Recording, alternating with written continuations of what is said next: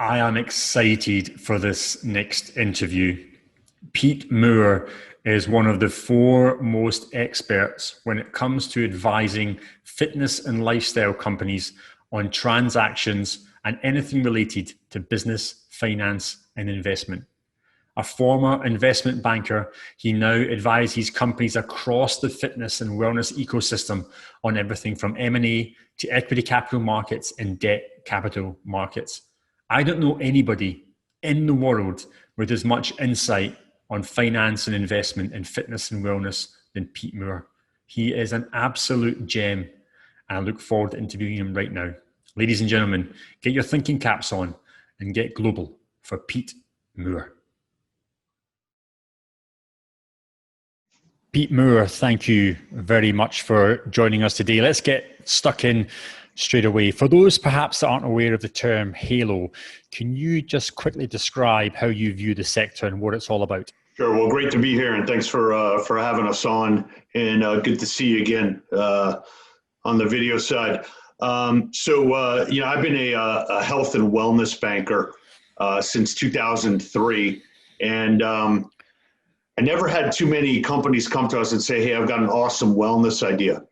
And then I decided to Google the word wellness and found out in the 1920s, there was a guy named Dr. Halbert Dunn who worked at the Mayo Clinic, and he was a biostatistician, and he was looking at the data and saw that everyone was getting sick. So he was trying to solve for illness and decided to create the word wellness as effectively the antonym. So if you're not sick, you're just okay. And I said, I don't want to be a wellness banker anymore, just making people okay and bringing capital into the wellness industry to hope people don't get sick. And I wanted to try and elevate that. And I was kicking around with some letters and realized that the HALO acronym would be a great acronym to use. Health, active, lifestyle, outdoors, and create the HALO effect and to elevate from the word wellness to make people awesome and not to just make sure that they're not sick. So that was the evolution of HALO. And over the next 5 years, what we're trying to do is to get people who own companies to say, I'm part of the HALO sector instead of part of the anti-aging or I'm part of the health club industry or I'm a boutique fitness operator. I want them to say I'm a HALO company. So that is part of our evangelistic goal. Well, look, it's a great goal, Pete. I mean, you are one of the very few unique advisors to the HALO sector. We've saw incredibly a number of fantastic deals happen this year and throughout the crisis. Can you pick a couple of great deals from the rack and what's impressed you and why? Yeah, look, I mean, the proliferation of capital that's going into the at-home and the digital space is, unprecedented. Peloton's stock price being up 400%. Since March 15th or so, has been pretty awesome. And thankfully, there is a platform that was the market leader in order to ensure that people were able to get the workouts that they need. During COVID, I think the average is somewhere between 15 to 20 pounds of additional weight that people have put on. Obesity, loneliness, and diabetes are the top three leaders of terminal issues for people's health. So you've seen a lot of investments over the last 6 months. If you asked me to kind of cherry pick a couple ones that I thought were really interesting, this week a group called Tonal, Tonal, brought in $110 million of new capital. Some of that was from some celebrities and athletes. So I think there's an additional wave of new investors that are coming in that are also, influencers and that can stand behind a product. I think, the Zwift deal, ZWIFT, which is, a cycling modality that allows people to connect with their own bikes. For a company like that to raise $450 million of equity, quite frankly, I wasn't in the room and didn't work on the deal, but you've got to think that companies like that and investors that are investing in those companies are clearly thinking that groups like Zwift are going to replace health club memberships. The only way the numbers work is if you're cutting in to a revenue stream that is already in the bricks and mortar space and is going to shift into the digital space. So I think that was kind of a marker for me, or somewhat of a concern that, wow, some big VCs here don't view this as a temporary issue, that this is a long-term systemic shift in revenue. And, that's a concern for me of like a, somewhat of a warning light, if you will, that this at home is not only here to stay, but, there's some big bets being made on the other side of that. You asked me what I think the best deal was, or the most interesting to me, was the Lululemon acquisition of Mirror, for $500 million. It's interesting for two reasons. One is my hope as an investment banker and as being in mergers and acquisitions is to get as many multi-billion-dollar companies to become potential buyers of companies in the health and fitness or in the halo sector. So when you see a company like Lululemon make a $500 million bet, to have a connected mirror related to fitness in someone's home, and then, the play there is obviously, every instructor is going to be wearing Lululemon, and you're literally going to be able to touch the screen and purchase that and get it shipped to you, within a day or two. So I think that opens up a really interesting wave of, who's a potential buyer of the next connected fitness, whether it's a streaming technology or whether it's actual hardware, or whether in the future it's bricks and mortar. So I would love to see, Walgreens, CVS, Nike, Under Armour, Adidas. Like if those companies say, hey, I get what Lululemon did and I want to be in this space, the influx of capital and talent and sheer volume of deals is going to become really, really interesting. So as an investment banker, you typically go to your top 20 or 30 private equity funds to do deals, and there's typically a cap on what a company is worth. But what's a mirror worth to Lululemon from a standpoint of, additional revenue streams that come out of that, piece of hardware in somebody's house? I think that, to me, is kind of the bellwether deal that is going to shift people's thoughts on who potential buyers are or who potential partners are in the industry. Like you say, that was a fantastic deal. I mean, we work with Lululemon. We didn't see that coming, but what a deal that was, Pete. Looking ahead, perhaps for the next maybe 2 to 4 quarters, where else do you see money moving into the sector? Will it be from private equity? Will it be from other type of funds? Will it be from these more strategic corporates? And if you do think, will it all be tech related, or will other verticals also get benefit of this new cash? Yeah, look, I mean, direct to consumer is clearly, what seems to be the logical choice for growth investment.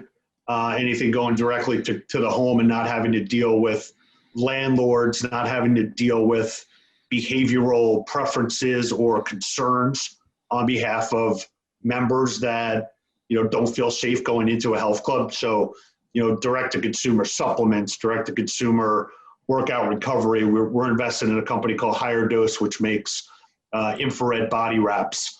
So as people kind of outfit their gyms, which was kind of the first wave, now they're probably going to outfit their homes with, whether it's an infrared sauna or whether it's a salt room or whether it's, a TheraBody, device. Like all of this is going to end up being part of the home.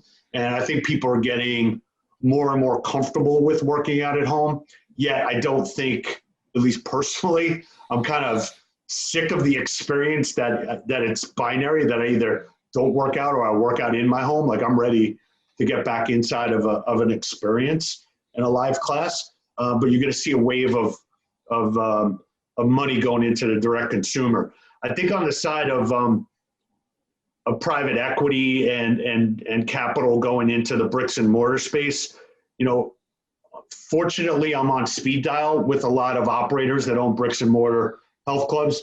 Unfortunately, I'm also on speed dial with operators of bricks and mortar health clubs. So what we're seeing, unfortunately, over the last couple of weeks is a lot of operators calling and saying, my banks had some empathy for the first 90 days. and they gave us some terms where we could extend our facilities. We didn't have to pay interest. We'd kind of tack it onto the back. I would say, unfortunately, the empathy is out of the system, and now it is about I got to get paid. How much money do you have in your security deposit if you're the landlord to the tenant? There was initially, I'd say, a sharing of the pain related to the pandemic. Now it's, that's my building, you're a tenant and you pay. And if you don't pay, I don't care if you're open or not, like that's my building and that's the benefit of me being a landlord. And, tough. So only the companies that have really strong leverage, such as, let's take LA Fitness as an example. They have one real estate investment trust, a REIT, that they have 52 leases with. So they've got leverage with a REIT to say, hey, look, this is how this is going to go down. And if you don't like it and you're not fair about it, then, I'm going to bankrupt, this subsidiary that has all of your leases and go try and find someone else to backfill. So to answer your question in a roundabout way, I think there's going to be some distressed investors that are going to come and say, I like that chain of HVLP 2.0, or I like that chain of Orange Theories, and I'll give you money to pay down your debt and get these guys off your back. And I do think, within 12 to 18 months, these businesses are going to normalize, and there'll probably be less competitors that were able to get through this period. And I think you're actually going to see a rebalancing of the supply demand, where the strongest players financially and from a programming standpoint and from a management standpoint are actually going to have they're going to actually provide even more profitability and value to their investors, but it's going to take 12 months to 18 months to get that kind of visibility. You rightly say, Pete, that you've got investors obviously on your Rolodex and your clientele list. Do you think a number of these will be waiting on the sidelines at the moment, waiting for valuations to drop a little bit, for distress to come in? What do you think the investor perspective is on terms of company valuation? And then let me just kind of piggyback on that a little bit. What do you think in the mind of some of these corporate CEOs? Do you think they're quite realistic about what their company is worth today? Yeah, I think there's a dose of cold water being poured on everyone right now. So if you said to me, I've got this 20 health club chain in X state in the US, what's that worth? Having a conversation about what something's worth, assume that there is a buyer for something. So, if I have a bottle of baby powder in my in my closet, what's the price of that? Well, there has to be someone that actually wants to buy it for it to even have a value.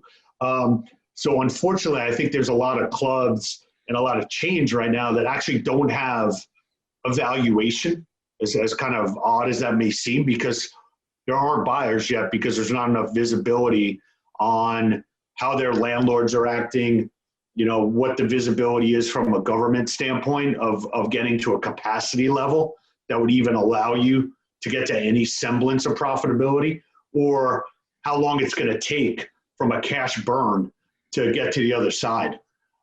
So I definitely think valuations are going to get back to reasonable values. But the problem that we're running into right now, and I'll give you an example, is I've got a client that had $10 million of EBITDA, and it's a high-end health club chain. I would argue that pre-COVID, the company was worth, let's say, $70 to $80 million, 7 to 8 times EBITDA. So the EBITDA right now is zero. And the question is, if somebody comes in and says, hey, I like those assets, and I would love to own those assets, in a year and a half from now, those assets are going to be worth 70 or 80 million.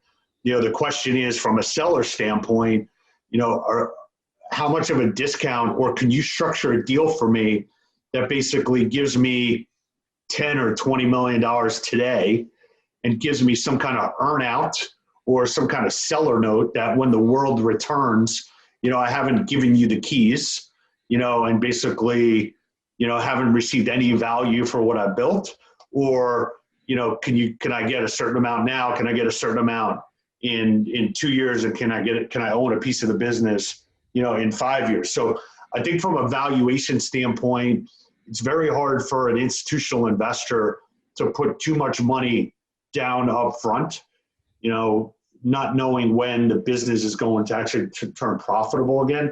At the same time, there are investors that know that, humans have been around for 150,000 years. We've gotten through pandemics, we've gotten through wars, we've gotten through, civil unrest. So we're making progress, and this too will pass. We've got more science now than we've ever had before. So I'm an optimist on the human race. I'm a pessimist to think that it's going to wash itself out in the next 90 days. So to answer your question, I think the most creative investors from an institutional level and the most reasonable sellers are going to find a path to a deal.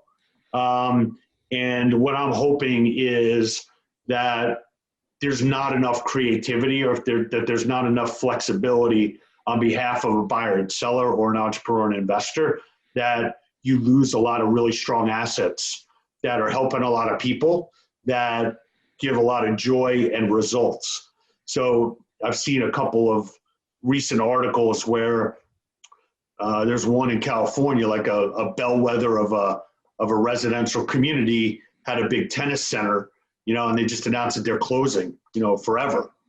So think about, there's 6,000 people that live in that community that, wake up every morning excited to go play tennis or go swim in a pool, or use the childcare, so you're taking away what I would deem, essential activities for people to live, a healthy, active lifestyle outdoors. And that's going to have its own, significant tax on this country and probably internationally. So I'm hoping people find paths to a deal, or that a club like that would say, hey, look, I'm actually closing down and I'll reopen when the war ends, effectively. So that's what I'm hoping. We touched earlier on about the buyers and sellers universe here. There will obviously be some industry consolidation, Pete, as companies get distressed. But of course, there will be a new array of buyers coming into the market. Looking ahead and maybe forecasting where you see M&A happening over the next 12 months, do you think the majority of that will actually be for distressed assets?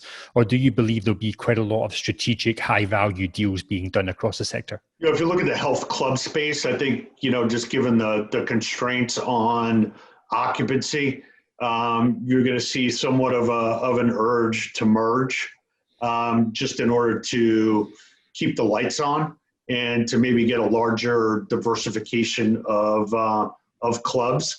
In those cases, it's not necessarily going to be somebody wins or loses. It's basically going to be almost like a partnered hibernation, if you will, or almost like a corporate sheltering in place, I guess would be another quote to kind of create or analogy. So I don't see big value deals happening because there's really no cash flow to support the valuation. I do think you're going to see, rescue financing, which I guess would be another term for, distressed, where you've got entrepreneurs and companies that have created really nice platforms in some of these larger branded franchise networks that put too much debt on the company. At the time, it looked like it wasn't too much debt. It looked like a fair amount of debt.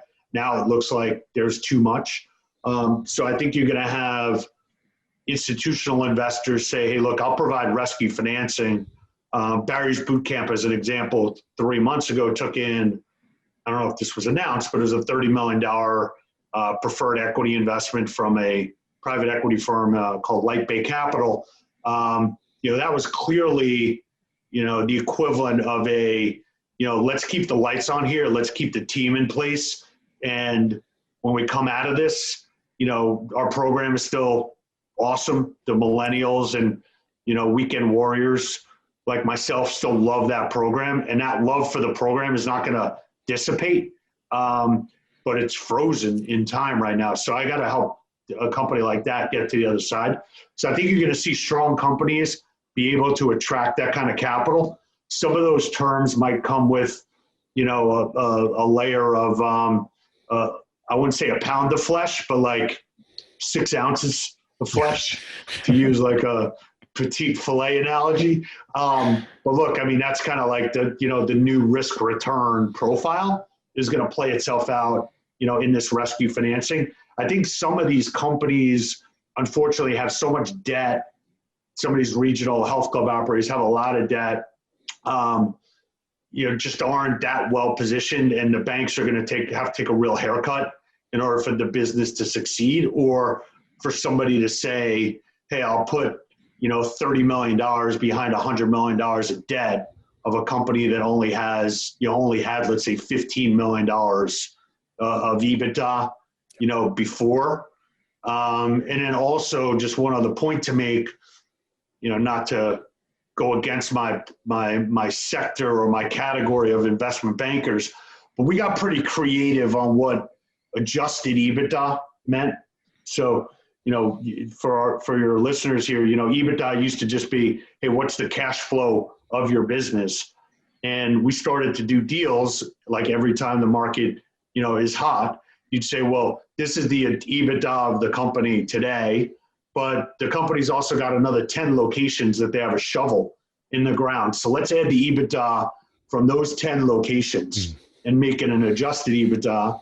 And let's take that, that trip and fall, workers' comp issue, and let's add back another 200,000. Let's take that CFO that we replaced with this other CFO who was making too much money. So like you had all these adjustments to what the actual numbers were, and private equity groups and institutional investors were paying a multiple of an adjusted number that was kind of like artificially higher. And those numbers actually now don't even play out. So these companies either are sitting with a lot more debt based on an adjusted number, or have equity groups that say, hey, like I actually overvalued this company and I'm pissed about it. So when they want to put more money back into the company, now they're saying, hey, let's look at the actual EBITDA. We're actually going to use a number that I want to use and not a number you want to use. Well, look, it's been a very busy year for you, Pete, and you've done quite a phenomenal job in building the brand up already. For those that don't read or don't watch the Halo talks that was on Pete's website, absolutely please subscribe to those and also have a look at the Halo pledge. Before we go, Pete, what's coming up for you in the next 12 months? Where are you seeing upside for you in the company? What are you investing in yourself? Yeah, so we've got a small investment arm where we put a little bit of seed capital to work. The areas we're really excited about, from an early stage investment, one is we made an investment in a company called the Athlete Book, which is a virtual recruiting platform to try and get Division 1, 2, and 3 athletes in the U.S. into jobs. So I think part of, the initiative of companies in the Halo sector should be to hire athletes and get them into their next phase of their career. On the digital side, I see a lot of opportunity in rewards and bringing members back into the clubs. We've got an investment and put additional money into a company called Promotion Vault. So those are 2 areas that I find interesting. From a standpoint of what we're doing, kind of our day job of banking is really to try and help entrepreneurs, figure out what their options are through the next 6 months. I've kind of been hesitant, and we're friends, so I'll tell you and your audience here, I'm hesitant to kind of become a restructuring advisor because, when you go into these bankruptcy cases, you have to wake up with a different mindset.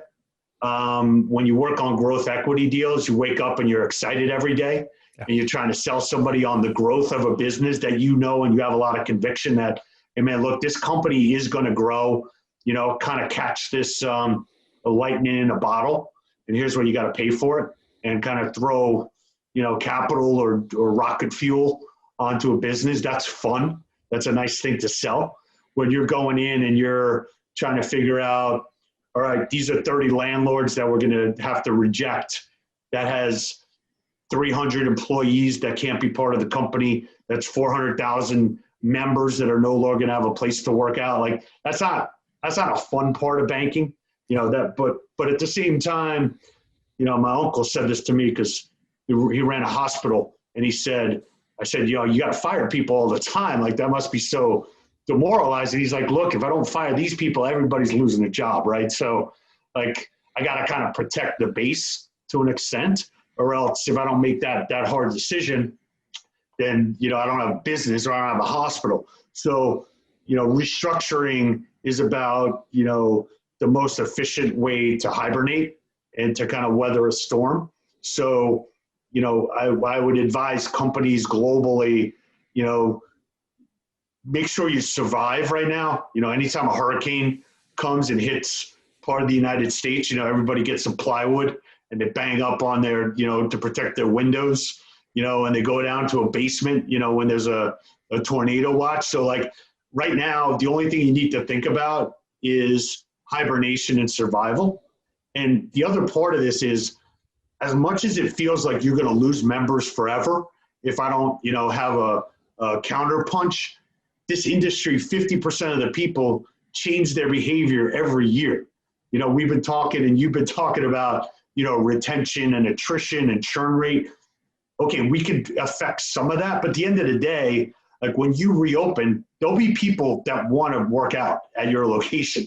So like, don't think that like, just because somebody bought a Peloton, like that they're never going into a health club anymore. They bought a mirror. Like there's the average Orange Theory member also has a health club membership, so I'm hoping that people have a home workout, people have something they do on their iPhone in addition to that, and they also have a health club membership. So I wouldn't be concerned about what's going to happen on the other side. I would just be more concerned about getting to the other side. And that is in and of itself an achievement. So don't create more lofty goals than survival. If that's your main goal. And just do that for the next 6 to 12 months, and you'll be happy that you didn't waste money or like look at new locations, during a pandemic. It's not what you need to do. Well, look, Pete, many thanks for that conversation. A really great insight into the markets. And ladies and gentlemen, as this Halo sector grows, be sure to make sure you connect with Pete and the team over at Integrity Square. Pete, thanks very much for a great conversation. You got it, man. Good to see you again. And, we will continue to fight, and we will create the Halo effect. So I'm glad we're partnered up with you guys, and look forward to seeing you in person as soon as possible as well.